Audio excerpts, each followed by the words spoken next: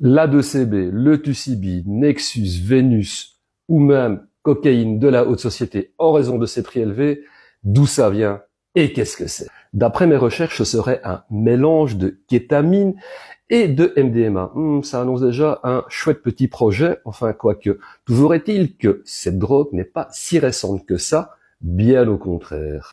Son existence remonte à 1974, époque à laquelle Alexandre Chuglin l'a synthétisée dans un laboratoire californien.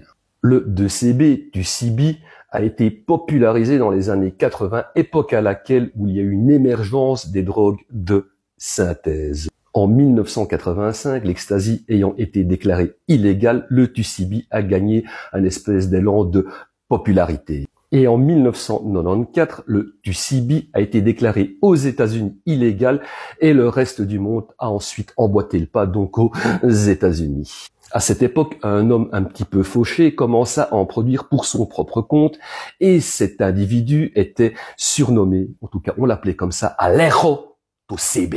Les narcotrafiquants de Medellín l'ont expulsé donc de leur bled. Il s'est retrouvé à Cali, d'où il s'est fait aussi expulser. Il se retrouva donc ensuite à Bogota, où il fut séquestré pour donner la recette de son produit, quoi. Et donc c'est la Colombie qui est le principal exportateur du produit en Europe, notamment en Allemagne, parce que visiblement nos cousins teutons sont très friands du produit. Et ça se vend sous forme de pilule ou de poudre, forcément à sniffer, poudre rose, d'où le nom de cocaïne rose. Tout ça a une espèce de logique, non? Le 2CB appartient à la famille des amphétamines et des psychédéliques.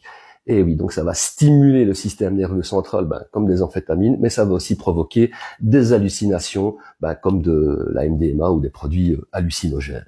En fonction de plusieurs facteurs physiologiques, biologiques, la drogue peut mettre 1 à 2 heures avant d'atteindre le cerveau et les effets peuvent durer entre 4 et 8 heures. Une dose modérée va de 10 à 24 mg, une dose élevée va de 25 à 40 mg, et donc toute dose supérieure à 40 mg, c'est surdosage, quoi. Et une différence d'à peine 2 mg peut avoir une forte influence sur les effets ressentis. Au niveau des effets, comme je l'ai dit un petit peu avant, ça va être des hallucinations, une grosse euphorie, une envie irrépressible de rigoler. On peut aussi faire évidemment de l'anxiété ou des crises d'angoisse.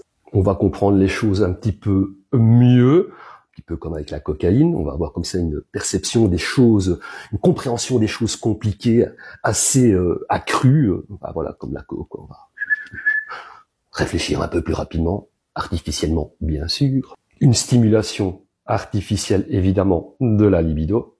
Chemsex, on n'oublie pas que ça peut être ça peut avoir de grosses influences sur la vie sexuelle après. Il peut y avoir un changement soudain de l'état moral, une augmentation assez puissante de la température corporelle avec un risque de déshydratation, une augmentation du rythme cardiaque, de la pression artérielle, ce qui n'est jamais bon. On peut avoir des problèmes de vision, de nausées, de vertiges.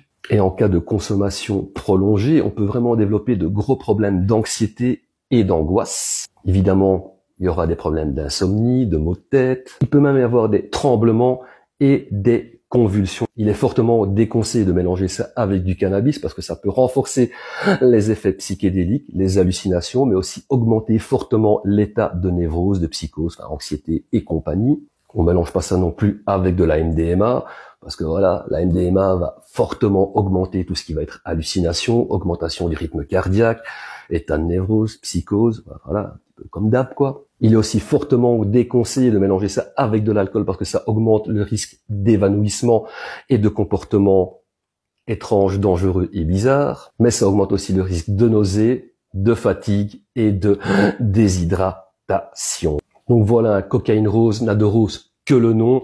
C'est aussi une belle cochonceté. C'est assez compliqué à arrêter. Et puis voilà, ça détériore quand même bien le cerveau et le reste de l'organisme.